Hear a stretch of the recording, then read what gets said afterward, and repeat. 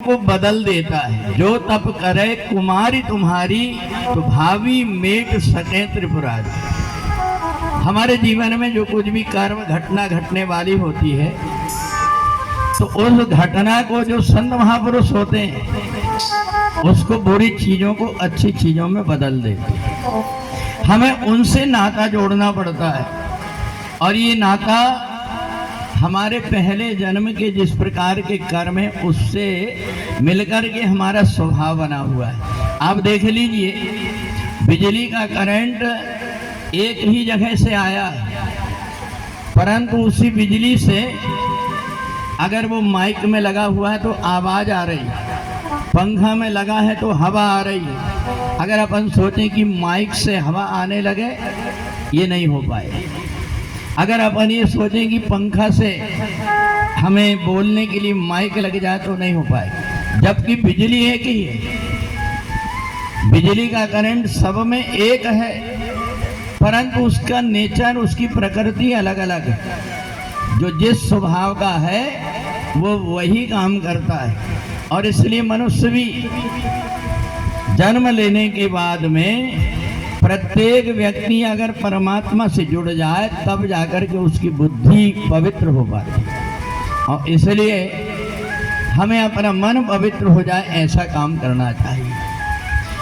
उत्तान पादस्य राजन् तेन्मुह प्रदातिदा सुनोति श्रोति चैव भार्याता सुविद्यते। सुखदेव जी राजा परीक्षित से कहते हैं कि जमीन जिस प्रकार की होती उसमें जैसा हम फल बोते हैं वही पेड़ निकलता है। तो मनु के दो पुत्र थे, एक का नाम था उत्तानपाद और एक का नाम था प्रियव्रत। उत्तानपाद की दो पत्नी थी, एक का नाम था सुनीति और एक का नाम था सुरुचि। अब दोनों का स्वभाव अलग अलग प्रकार का।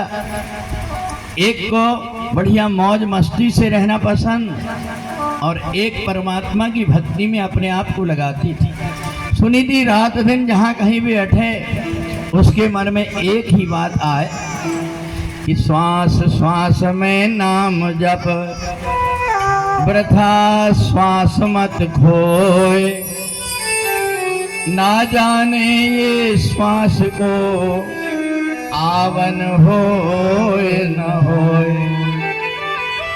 सुनीति हमेशा परमात्मा की भक्ति करती थी। और देखो, माता पिता से ये संस्कार मिलते हैं कि हम परमात्मा की भक्ति करने लगते हैं, परोपकार करने लगते हैं। एक पिता के विपुल कुमारा, पृथक पृथक बलशील विचारा।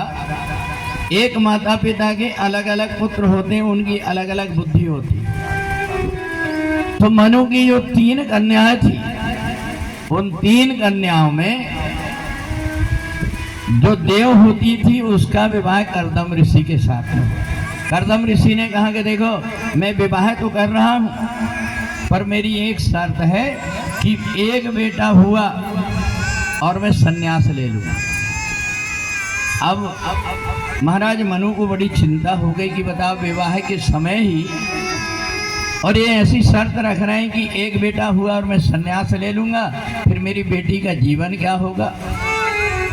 बेटी ने कहा, पिताजी आप चिंता मत करो, मेरे भाग्य में जो कुछ लिखा हुआ है वही तो मिलेगा। तुम सन मिटे की विधि के अंक का। अपने माता पिता को कहा कि ब्रह्मा की लेख मेरे भाग्य में जो कुछ है आप नहीं मिटा सकते, इसलिए मेरा जो विवाह है इन्हीं के साथ कर दीजिए, क्योंकि मेरे को भोगी नहीं बल्कि योगी पति चाहिए, ताकि मेरा आगे का जीवन सुधर जाए। और वो हर समय बैठ करके भगवान की प्रार्थना करती थी कि मेरी जो संतान हो वो परमात्मा की भक्त निकले। हर श्वास में काम करते हुए, उठते बैठते चलते फिरते हर समय काम करे, और उसके मन से एक ही बात निकलती, दिल की हर धड़कन से तेरा नाम निकलता है। दिल की हर धड़कन से निकलता है। दिल की हर धड़कन से तेरा नाम निकलता है।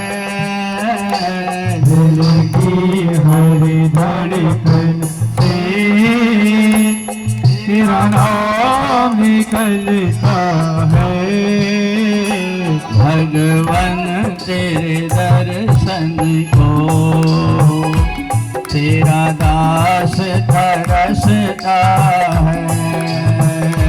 भगवन तेरे दर्शन को तेरा दास तरसता है। दिल की हर धड़कन से तेरा नाम निकलता है। दिल की हर धड़कन से तेरा नाम निकलता है। भगवान तेरे दर्शन को तेरा दास तरसता है। भगवान तेरे दर्शन को